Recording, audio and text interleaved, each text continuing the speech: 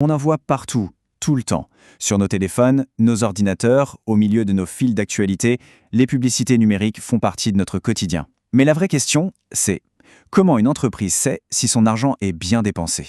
Comment est-ce qu'on mesure vraiment, concrètement, le succès dans cette jungle numérique? C'est exactement ce qu'on va décortiquer ensemble.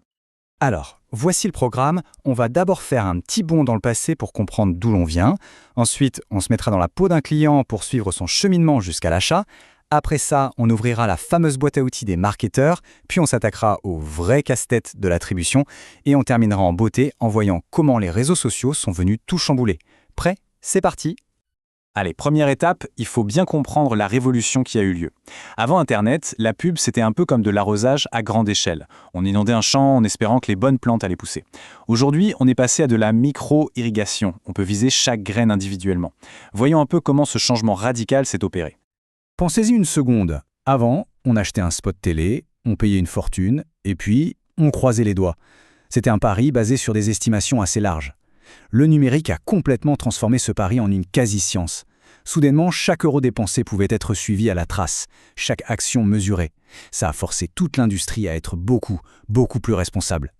Et ce qui est fou, c'est la vitesse à laquelle tout ça s'est passé. Regardez ce graphique.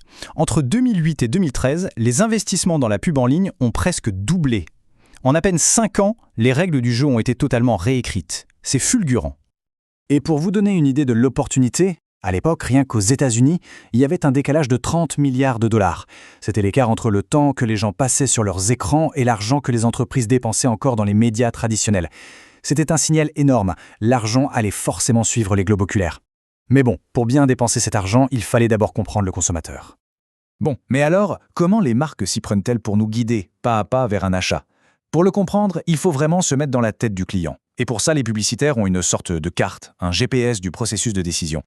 Et cet outil, ce GPS, c'est ce qu'on appelle l'entonnoir d'achat. C'est un concept absolument fondamental en marketing.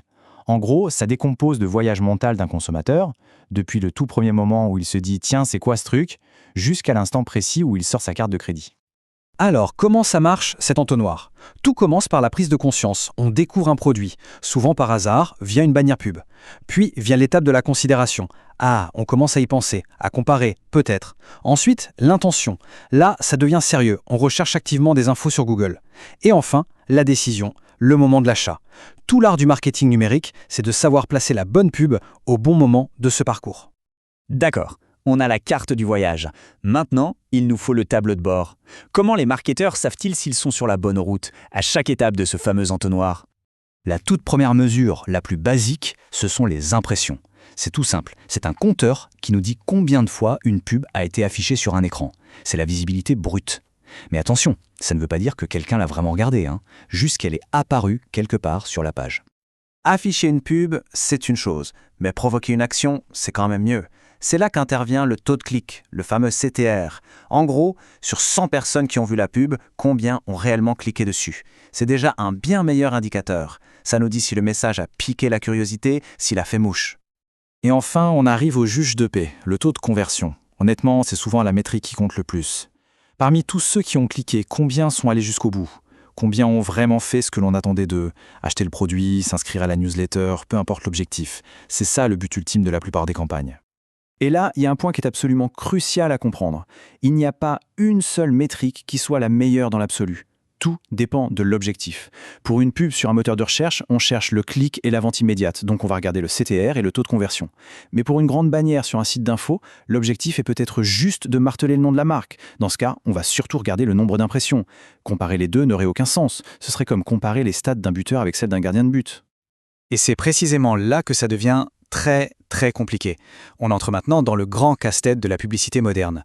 Quand un client interagit avec plusieurs pubs avant de finalement acheter, à qui va-t-on donner le crédit? C'est le fameux et redoutable puzzle de l'attribution. Allez, prenons un cas d'école, un truc qui arrive tous les jours. Une personne voit une jolie bannière publicitaire pour une marque de chaussures. Elle ne clique pas, mais l'image reste dans un coin de sa tête.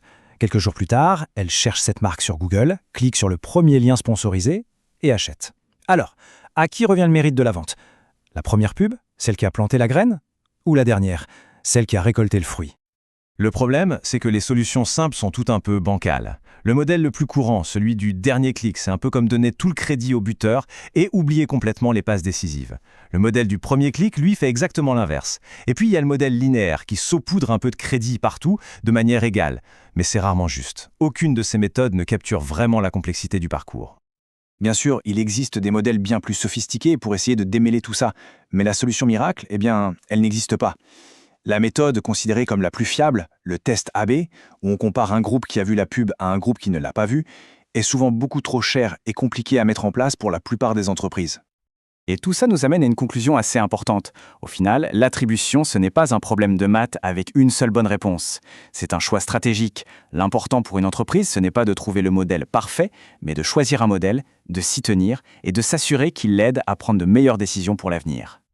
Et juste au moment où l'on pense que le puzzle est déjà assez compliqué comme ça, les réseaux sociaux débarquent et changent absolument toutes les règles. Pourquoi ? Parce qu'ils ne jouent pas avec la même monnaie. Oubliez un peu les clics et les impressions, ici la devise principale, c'est la confiance. C'est ça, le grand dilemme des marques. Avec une pub classique, l'entreprise contrôle chaque mot, chaque image. C'est son message. Sur les réseaux sociaux, elle perd ce contrôle. Mais ce qu'elle peut gagner en échange, c'est une crédibilité immense. Parce que le message ne vient plus d'une entité commerciale, il vient d'un ami, d'une personne de confiance. Et ça change absolument tout. L'exemple qui illustre ça à la perfection, c'est celui d'Oreo. Vous vous souvenez peut-être, pendant la panne de courant géante du Super Bowl en 2013, leur équipe a tweeté cette image en quelques minutes à peine. C'était drôle, c'était pertinent, c'était immédiat. Résultat, un buzz mondial, des dizaines de milliers de partages. Aucune publicité télé, même à plusieurs millions de dollars, n'aurait pu avoir cet impact, cette spontanéité. La conséquence logique de tout ça, c'est qu'on ne peut pas mesurer le succès sur les réseaux sociaux comme on mesure une pub Google. Ce n'est pas le même jeu. Ici, l'objectif n'est pas toujours la vente directe et immédiate. On va plutôt regarder l'engagement, les partages, les j'aime, les commentaires, les retweets. Ces actions sont devenues la nouvelle monnaie du succès. C'est la preuve que le message a résonné, qu'il a touché une corde sensible. Alors, si on récapitule rapidement notre parcours, on a vu comment la pub est passée d'un jeu d'estimation à une discipline de précision chirurgicale. On a suivi le client à travers les différentes étapes de l'entonnoir d'achat. On s'est ensuite bien pris la tête sur le fameux casse-tête de l'attribution.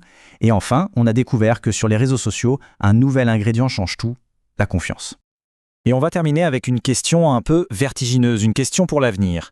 L'intelligence artificielle est en train de prendre de plus en plus le contrôle de l'achat publicitaire. Est-ce qu'elle va enfin nous donner la clé pour résoudre ce fameux puzzle de l'attribution ? Ou est-ce qu'au contraire, elle va le transformer en une boîte noire encore plus complexe, encore plus impénétrable ? Le débat ne fait que commencer.